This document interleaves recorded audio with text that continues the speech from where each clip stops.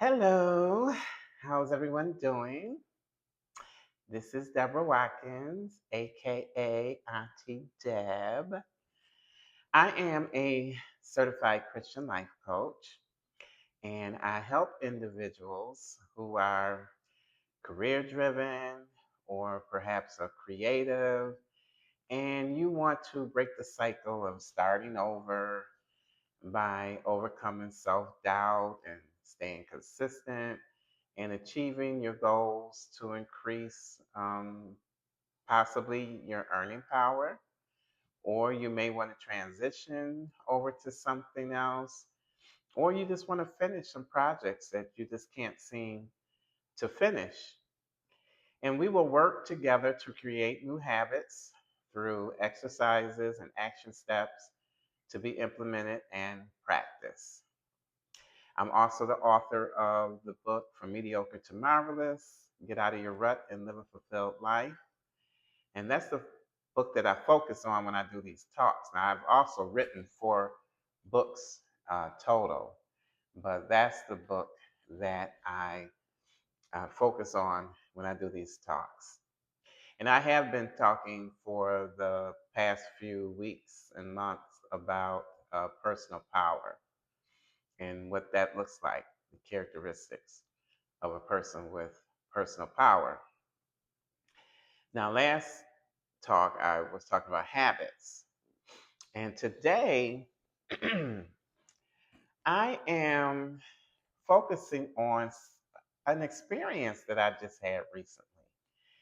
And it gave me, this is a feel good talk, it gave me um, hope in humanity, hope in my fellow man, because right now, the state of affairs right now will have you thinking that you can't trust anyone. Everybody's a crook in one way or the other. Um, People are out to get you every time you turn around. And you just need to know that that's not really what is going on everywhere and with everybody. And that people can be trusted and that people do want to do the right thing. And even though we have someone who likes to cause chaos and focus on chaos, we just need to do our part as individuals, our part.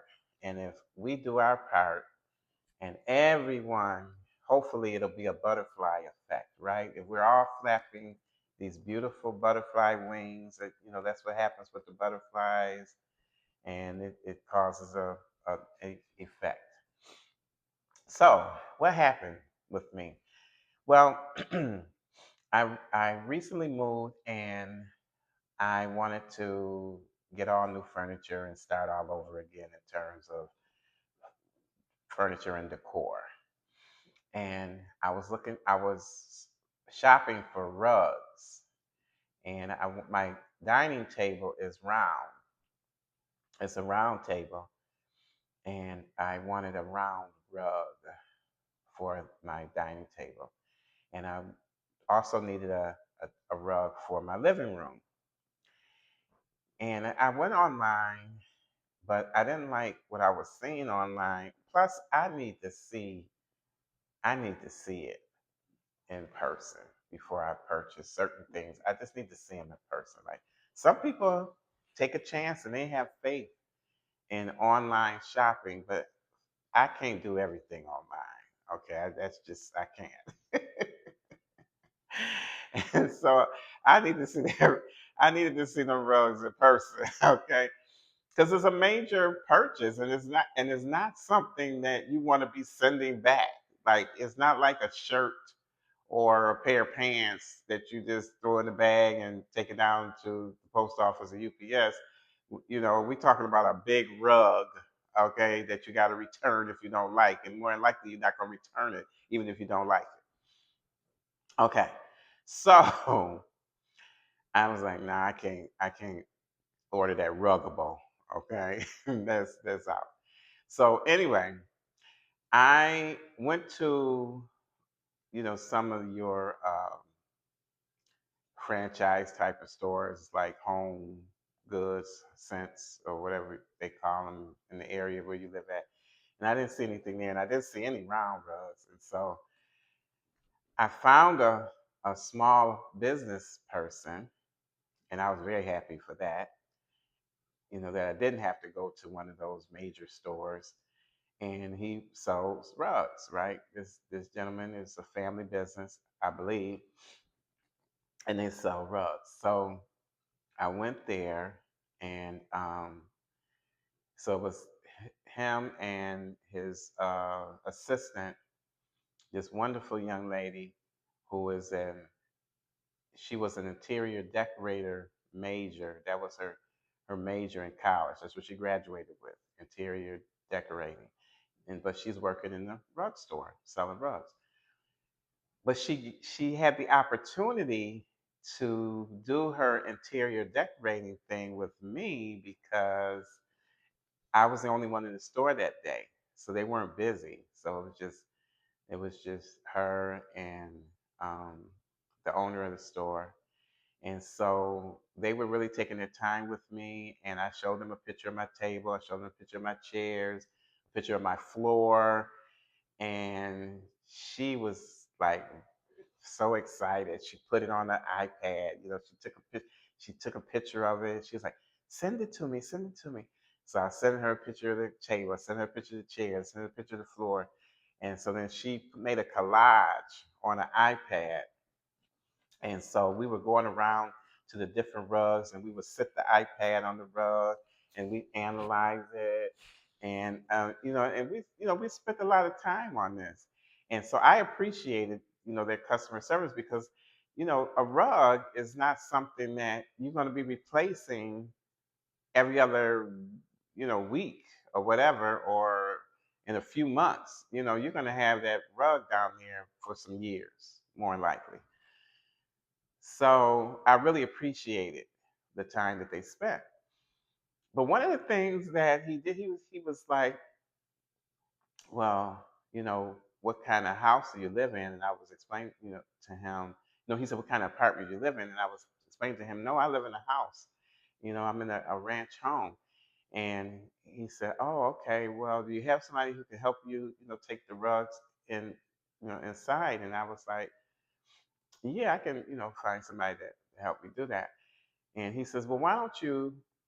He said, "I tell you what. Why don't you?" Because we were having a conversation about the size of the round rug that I was taking and the space, the area, of the space that I was going to be putting it in.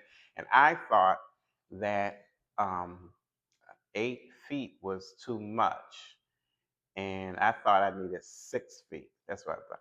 And he says, "Well, I tell you what. Take the 6 foot round one home, and see how it looks.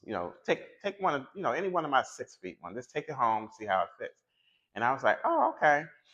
So I come over to him, and he like folded it up and he put it in the car, and I was like, "Okay, well, you don't even know my name. Like, you don't want to know my name or ID or nothing. Just put the rug in the car and I take it home." And he was like, "Oh, okay, yeah, what's your address?" Like that, right? So we went back to the counter, and he put my information in, and I'm pulling out my purse. I said, "Well, my license doesn't have my current address on there because I haven't had a chance to get into the DMV yet." And he was like, "Oh, no, no problem. That's, I don't need it." And I was like, "Oh, okay." Right. So I bring the rug home and I look at it, and it wind up being too small. So then I took it back, and then I was like, "Yeah, that 6 is too small." I said, "But I think the 8 is too big, like that." He said, "Okay, we'll take the 8 home, right?" And so I was like, "Okay." So I'm just like going back and forth with these rugs, and I had come to the conclusion that 7 was the perfect one. He said, "Well, I can cut it down. I can get one. I can get if you find the one you like. You find the one you like. You can cut it down." And so I said, "I have an open concept. So what's in the dining room has to complement what I have in the living room because, they're in the same space. And he was like, okay, well, I'll tell you what. So once we found something that I liked in both the round and the living room, and they complemented each other, he says, well, take them home and see how they look in the house, and if they, if it's satisfactory, um, we can go from there. So I'm like, so take both the rugs home. That now, mind you, again, this man hasn't asked me for ID or anything, right? Well, it winds up that when I got the two rugs home, I loved them, I kept them, and I came back and I paid for them, right? So I said to him, I said, your business model is very interesting to me. He said, oh, why? Because I let you take the rugs home. I said, yeah, and you didn't even ask for my ID or whatever. He said, oh, well, you have a trusting face. And I was like, get out of here, right? I was like, do you do this with everyone? And he said, no, some people I just shake their hand, right?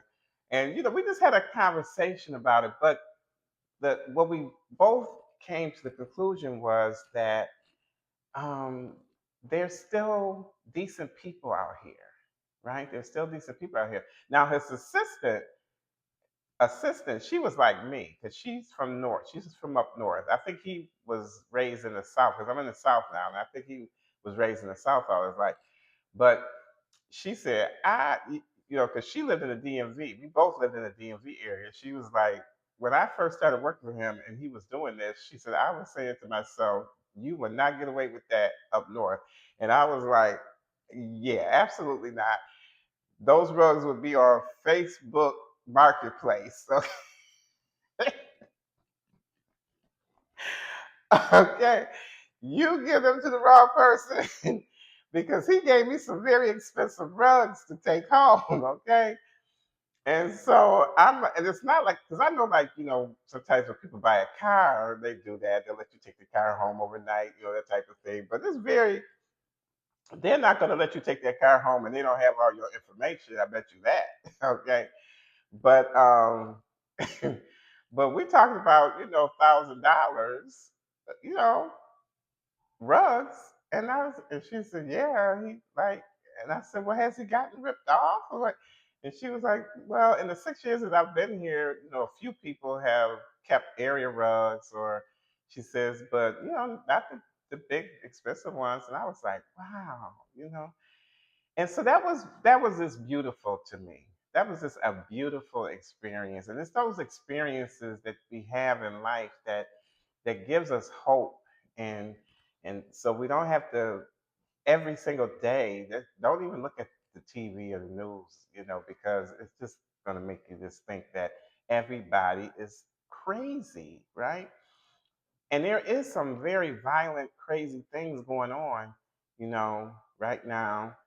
And but there's also those little things that are going on that are beautiful, and everybody is not crazy, and everyone isn't just out to rip people off, and I wasn't out to rip him off. So he trusted in humanity and the beauty in people.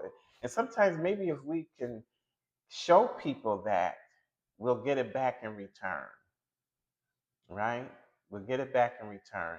If you can show people some kindness, you can show, I know the other day when I was in a supermarket and I asked the guy, I had water in the bottom part of the basket and I didn't feel like lifting it up actually.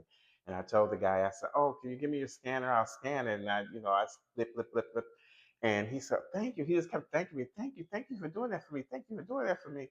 And I was thinking to myself, I mean, that's just being courteous. That's just being kind. And he was just like really shocked that I would do that. And I was like, what kind of people are out here?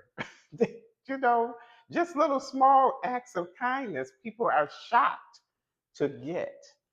And I do understand because a lot of people are not showing acts of kindness. So let's show some acts of kindness, y'all. And that's my talk today. Okay. Subscribe, like, leave a comment. Let's talk about it and share as I shout out to my honeybees.